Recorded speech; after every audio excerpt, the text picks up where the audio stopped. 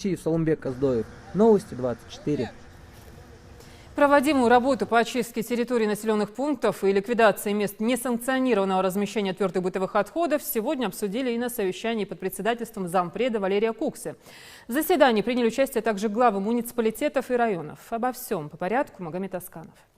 На прошедшем совещании в администрации Назрановского района обсудили почти ли не самые важные вопросы, стоящие перед местными властями. Так, о ходе проведенных работ по очистке территории республики доложил представитель Комитета по экологии и природным ресурсам. Этим ведомством был подготовлен план санитарной очистки территорий населенных пунктов, в соответствии с которым ликвидировано 88 несанкционированных свалок, а 16 определены под временное размещение отходов. Зато с 1 июля текущего года неликвидированными по республике остаются 19 мусоросвалок. По словам Валерия Куксы, необходимо усилить работу в этом направлении. Основная ответственность за неисполнение этих поручений лежит на главах районов, городов и населенных пунктов. Мусороприемники должны быть, вот эти свалки так называемые, но они должны быть организованы, они должны быть окультурены.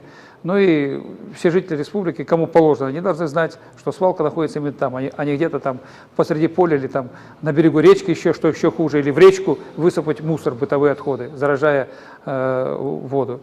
Вот для этой цели мы проводим работу. Строительный мусор – отдельная тема. Особенно много его в Магасе, на 6 строительных участках. Экологи дали застройщикам срок на ликвидацию свалок со своих участков до 1 июля. Из-за нарушения сроков к административной ответственности были привлечены несколько административных округов и городов региона. Председательствующий на совещании Валерий Кукса отметил, что каждый виновный в неисполнении поручений должен быть наказан. Второй не менее важный вопрос –